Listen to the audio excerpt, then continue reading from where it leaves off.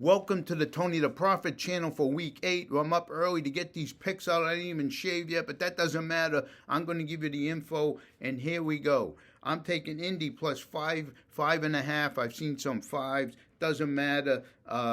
Indy, 6-1 against the spread this year. They won 4 of the last 5. Houston 1-7 against the spread, the last 8 against Indy. They played in week 1, if you remember. Indy took the lead, and then Houston came back to 1, but it was 29-27, so Indy covered that game. Collins is Houston without Collins. It's a whole different dynamic. He makes that whole team go.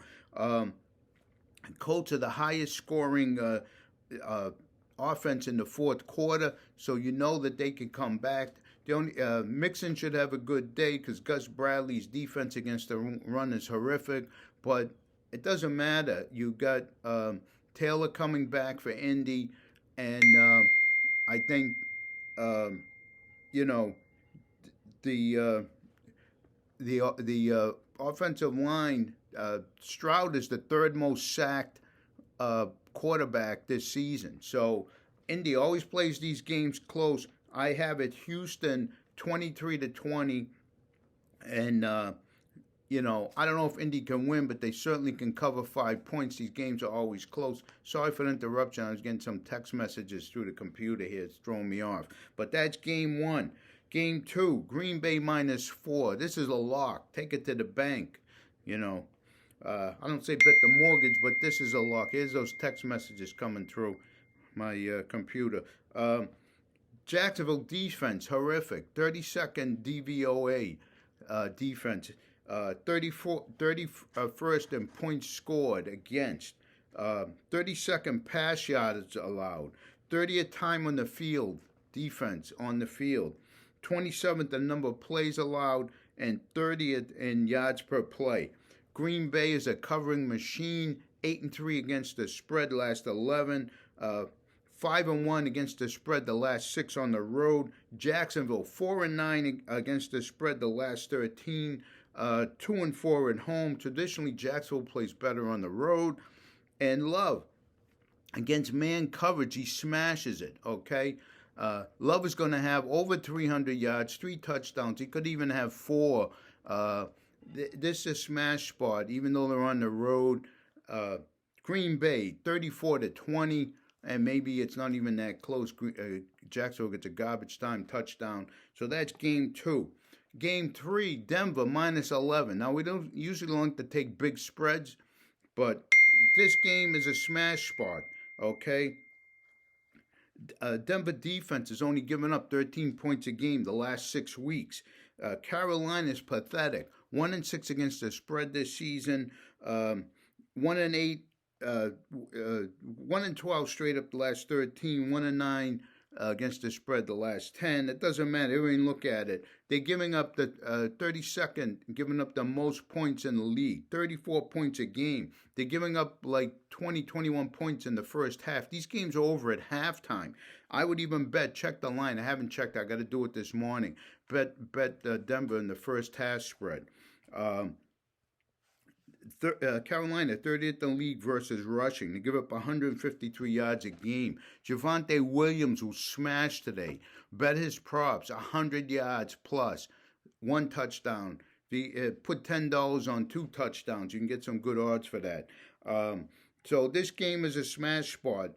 At home, Denver playing well. I have this like 31-10. It could be 38-10, 34-7. But there's the third game, easy money. I was going to put the Pittsburgh in here, but this is a weird spot. Pittsburgh's never great as a heavy favorite. Giants play better on the road, but it still should be a smash spot. Giants O-line, since Andrew Thomas went down, is a joke. Having some technical difficulties. It's been a joke. I was trying to find a prop where Danny Turnover gets sacked 5, 6, 7 times. The books don't have the guts to put that out. But you got Pickens back with Russell Wilson. You saw that He could stretch the defense. Najee should go wild running against them. This is a smash spot, but it's kind of a smell game. But Danny Turnover, 1-15 on the road, make it 1-16 because he sucks. He's a horrible quarterback. And if you haven't heard that from me before, I can't wait till next year to get a real one. But Pittsburgh, 27-10. But I'm not making it a top play because something smells there. The MC Hammer games to stay away from. Okay, don't touch that. I got Cincinnati and Philly. Tough to call. Cincy defense hasn't been great. Philly can only beat on the patsies like the Giants. Cincy should win, but I don't trust it, so we stay away. Baltimore and Cleveland. I love Cleveland with Winston. Baltimore coming off a Monday night game, but I don't trust Winston until I see him. One year he threw 30 touchdowns and 30 picks. So if he throws picks against Baltimore, it's all over.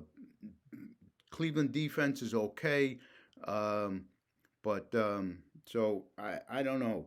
I would take the points, but Baltimore could beat them, so we stay away. I want to see it first. San Francisco and Dallas. Both teams are beat up. San Francisco losing more people. I would just stay away. If I took a side, I would take the points with Dallas. McCarthy's good off a bye, but Parsons is out. Who knows? But I mean, I think it's like a field goal game. But I'm going to stay away. And the Jets against New England, they should crush New England. But May has been playing better. Can you trust the Jets? They gave up 24 points against them last week in the second half against Pittsburgh. They're actually leading that game. And, they should win against the hapless Patriots, but May's playing better, but you don't know. But I would probably lay the 7, but I don't know. It's not a great game. And then the only last thing I'll say is that, Kyler Murray 0-11 after a win since 2021. Miami with everybody back, they're real happy. The Tua is back. They should do well. And they're real hyped up, so they should cover. But again, can you trust them? And then just wanted to say you're welcome for Jonnu Smith. His prop was 15.5 to 18.5 yards. We saw a matchup there that he could exploit, and he went crazy. 7 catches, 96 yards, and a touchdown. Now the Tua is back. He doesn't throw to the tight end, so you can cut him in all your fantasy leagues. So that's the info we give you. Should be a good week. Be here next week, and good luck, and we'll see you then.